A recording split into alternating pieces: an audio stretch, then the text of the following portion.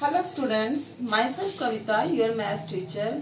Today we will do sum number 3rd of exercise 6.2. In this sum, AB parallel CD. AB parallel CD. AB CD के parallel है. EF is perpendicular to CD. EF is perpendicular to CD. Okay. Then GED is equal to 126 degree. GED this full angle, ये पूरा angle किसके इक्वल है? 126 degree के equal है. हमें फाइंड आउट करना है AGE. एक तो ये एंगल फाइंड आउट करना है हमें, और हमें कौन सा एंगल फाइंड आउट करना है? GEF, GE and F angle find out करना है. और हमें कौन सा एंगल फाइंड आउट करना है? FG and E. This angle find out करना है. कैसे फाइंड आउट करेंगे? सबसे पहले AB पैरेलल किसकी है? AB इज पैरेलल CD है, and GE is a transversal.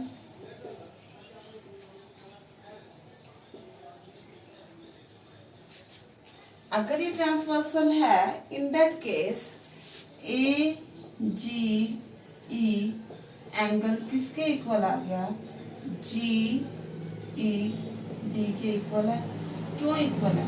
Alternate interior angles. Clear? क्यों? जेड शेप बन गई, तो ये पूरा एंगल इस एंगल के इक्वल है. तो इस एंगल GED की वैल्यू कितनी है? 126 डिग्री.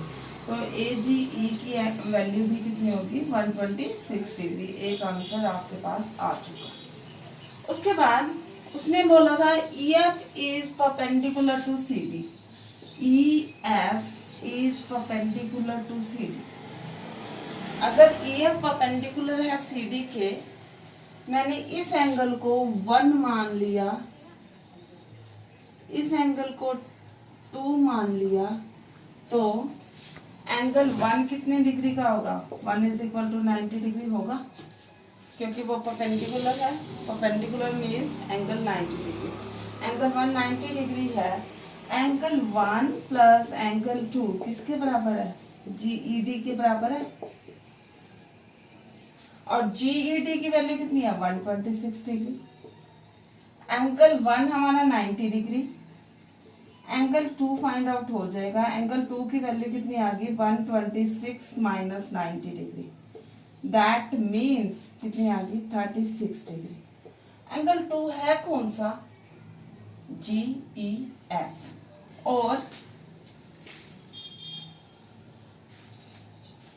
और you can write it GEF is equal to 36 degree. Second answer भी आ चुका. अब हमें और कौन सा एंगल फाइंड आउट करना है? FGE. देखिए ये एंगल भी 90 है, ये हमारे पास आ चुका 36. तो आप इसकी वैल्यू फाइंड आउट कर सकते हो. या फिर AGE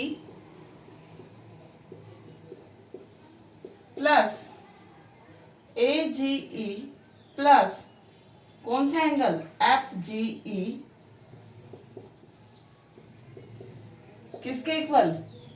yes, it is of 180 degree. क्यों? Bilinear pair.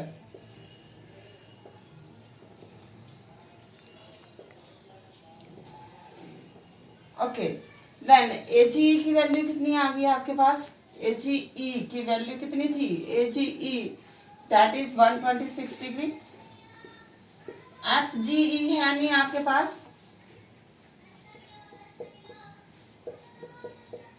उससे वही रहने दो. Is equal to 180. Then FGE की वैल्यू कितनी होगी? 180 माइनस 126 डिग्री. दैट मीन्स कितनी होगी? 54 डिग्री.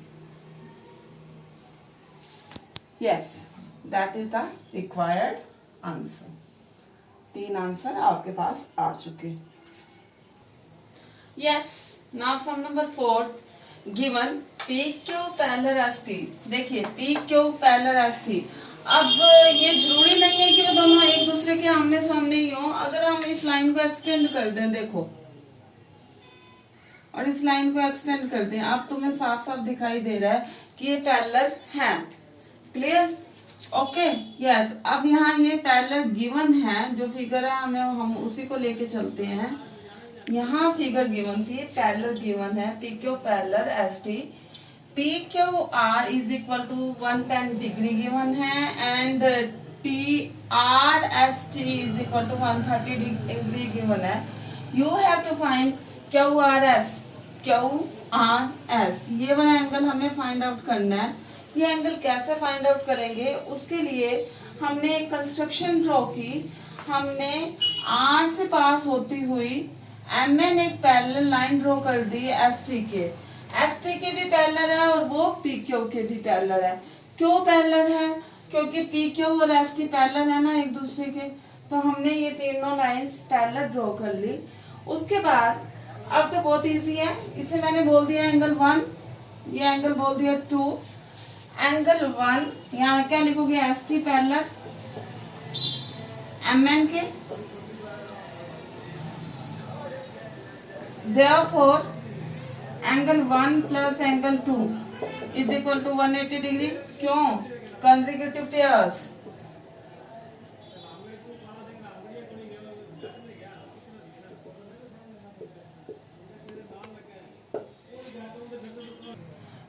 एंगल 1 प्लस 2 180 हो गया कंसेक्यूटिव पेयर से। एंगल 1 की वैल्यू 130 डिग्री है, एंगल 2 आपके पास है नहीं, वो 2 का 2 ही रहने दो, is equal to 180 degree. Angle 2 is equal to होगा 180 माइनस 130, सिंपल कैलकुलेशन है, is equal to 50 degree. Angle 2 की वैल्यू आ चुकी है। अब मैंने इसे एंगल 3 बोल दिया, इसे एंगल 4 बोल दिया।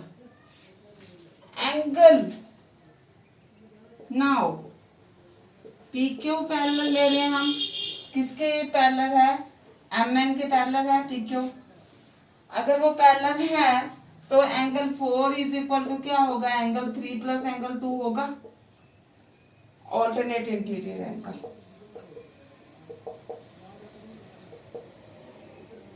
Yes, angle 4 is equal to 3 plus 2, alternate interior angle से। एंगल 4 की वैल्यू 110, एंगल 3 की वैल्यू है नहीं, एंगल 2 की वैल्यू आपने निकाल ली 50 degree.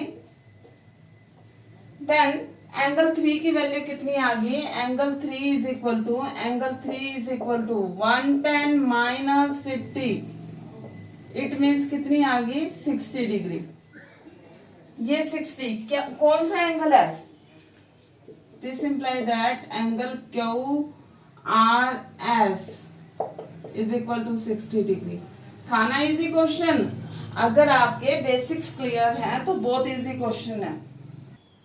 Yes, now sum number 5th given AB is parallel CD, AB is parallel CD, yes, and APQ angle 50 degree है, PRD angle 127 degree है। You have to find x and y, x और y की value find out करनी है। बहुत easy है बेटा। Yes, सबसे पहले AB किसके पैरेलल है? CD के पैरेलल है। Therefore that angle APQ is equal to angle किसके होगा? PQR के इक्वल होगा। क्यों? ऑल्टरनेट इंटीरियर एंगल्स, ये तो याद हो गया होगा, जेड शेप। APQ की वैल्यू कितनी है? 50 डिग्री, पुट कर दी। PQR कौन सा है? PQR कौन सा एंगल है?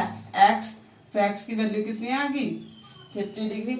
अब आपको किसकी वैल्यू फाइंड आउट करनी है? Y की वैल्यू फाइंड आउट करनी है।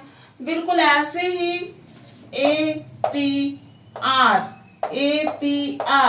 किसके इक्वल होगा? PRD के equal. Angle APR is equal to angle PRD। Why? By alternate interior angle।